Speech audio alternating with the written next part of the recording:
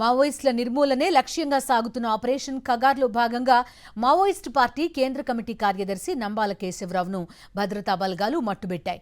దీనంతటికీ కారణం ఛత్తీస్గఢ్ రాష్ట్రంలో భద్రతా బలగాల నిర్బంధం పెరగడంతో కేంద్ర కమిటీ కార్యదర్శికి ఉండాల్సిన భద్రతను కుదించడం వంటి అనేక సమస్యలు వెలుగులోకొస్తున్నాయి. సగానికి సగం పైగా సెక్యూరిటీ తగ్గిపోవడంతోనే ఎన్కౌంటర్లో అగ్రనేత అసువులు బాసిన పరిస్థితి నెలకొందని అంటున్నారు. మరింత సమాచారం ఛత్తీస్గఢ్ భద్రాద్రి కొత్తగూడెం జిల్లా సరిహద్దు ప్రాంతం నుంచి మా ప్రతినిధి మహేందర్ అందిస్తారు.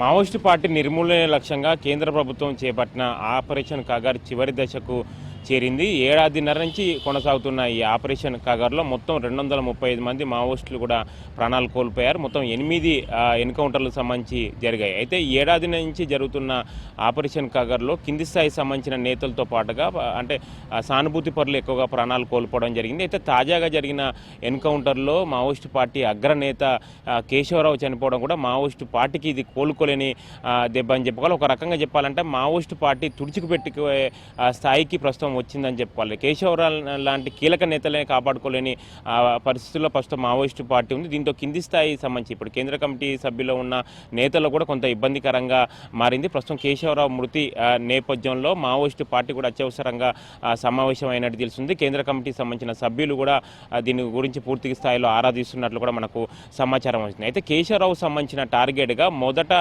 కర్రిగుట్టలో కూడా భద్రతా బలగాలు ఆపరేషన్ సంబంధించి చేపట్టాయి. కర్రిగుట్టలో మావోయిస్టు పార్టీ అగ్రనేతలు సంబంధించి ఉన్నారన్న సమాచారంతో కూడా ఈ ఆపరేషన్ కర్రిగుట్టలో చేపట్టారు. దాదాపుగా 20 రోజుల పాటు కూడా ఈ ఆపరేషన్ సంబంధించి కొనసాగింది. ఈ ఆపరేషన్లో భాగంగా అక్కడే కేశవరావు ఉన్నారన్న సమాచారంతో కూడా దాదాపుగా 4000 వరకు కూడా భద్రతా బలగాలకు సంబంధించి కూడా కుంబింగ్ నిర్వహించి వచ్చాయి. అయితే ఇందులో ఎన్కౌంటర్లో కింది స్థాయి దాదాపుగా 45 మంది మావోయిస్టులు ప్రాణాలు కోల్పోయారు. ఇందులో కీలక నేతలకు సంబంధించి ఎవరు లేరు. అయితే ఇక్కడి నుంచి కర్రిగుట్ట నుంచి కొందరు అగ్రనేతలు మళ్ళీ అంబుజిమడ్డు సంబంధించిన అటవీ ప్రాంతానికి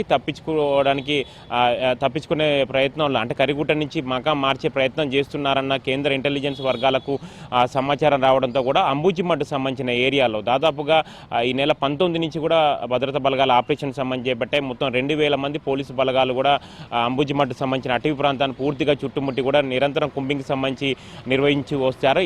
మావోయిస్టులకు సంబంధించి ఎదురుపడిన వాళ్ళు కూడా కేశవరావు సంబంధించి ఉండడం జరిగింది. మొత్తం ఈ ఎన్కౌంటర్లో 28 మంది కూడా ప్రాణాలు కోల్పోయారు. అయితే కేశవరావు సంబంధించి కూడా ఎప్పటికీ కేశవరావు కూడా మావోయిస్టు పార్టీ నుంచి భద్రత పెద్ద స్థాయిలో ఉంటుంది. 5 అంచెల భద్రత వస్తుంది. దాదాపుగా 70 మంది కూడా మావోయిస్టు సంబంధించిన నేతలు కూడా ఆయనకు భద్రత సంబంధించి సెక్యూరిటీ సంబంధించి కూడా కేశవరావు కూడా ఉంటారు.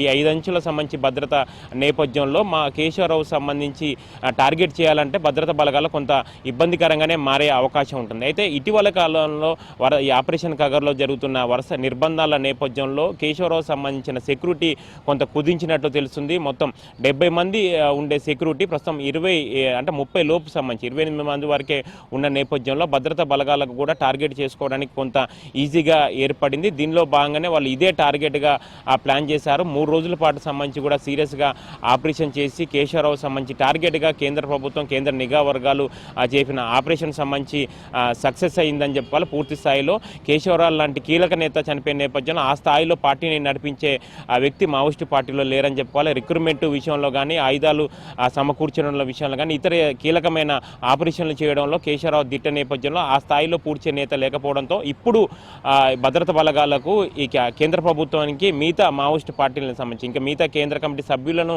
టార్గెట్ చేసుకోవడం చాలా ఈజీగా అని చెప్పుకోవాలి. రానున్న 10 నెలల్లో ప్రస్తుతం కేంద్ర కమిటీలో ఉన్న 10 మంది దాదాపుగా 18 మంది సభ్యులు ఉన్నట్లు తెలుస్తుంది. 18 మంది సభ్యులుగా కూడా రాబోయే రోజులు ఆపరేషన్ సంబంధించి కొనసాగే అవకాశాలు కనిపిస్తున్నాయి. ఈ ఏడాది చివరి కల్లా కూడా ఈ ఆపరేషన్ కగారు పూర్తి స్థాయిలో పూర్తయిన తర్వాత వచ్చే ఏడాది మార్చి కల్లా ఆ మావోయిస్టు ప్రభావిత ప్రాంతాల్లో పూర్తి స్థాయిలో రోడ్లు కానీ అక్కడ డెవలప్మెంట్ యాక్టివిటీస్ కూడా కేంద్ర ప్రభుత్వం చేపట్టే అవకాశాలనే వచ్చే ఏడాది మార్చి 31 కూడా కేంద్ర ప్రభుత్వం ఒక కీలకమైన మీడియా సమావేశం ఏర్పాటు చేసి మావోయిస్టు నిర్మూలంగా లక్ష్యంగా చేపట్టిన ఆపరేషన్ కగార్ కూడా పూర్తి స్థాయిలో పూర్తి వివరాలు ఎంతమంది చనిపోయారు ఎంతమంది లొంగిపోయారు ఆపరేషన్ పూర్తయిన వివరాలు కూడా మార్చి 31, 2026లో కూడా ఒక మీడియా సమావేశం ఏర్పాటు చేసి పూర్తి స్థాయిలో వివరాలు వెల్లడించే అవకాశాలనే ప్రస్తుతం మాత్రం మావోయిస్టు పార్టీ నిర్మూలన లక్ష్యంగా కేంద్ర ప్రభుత్వం చేపట్టిన ఆపరేషన్ కగార్ మాత్రం క్లైమాక్స్ స్టేజ్కి వచ్చిందని చెప్పాలి.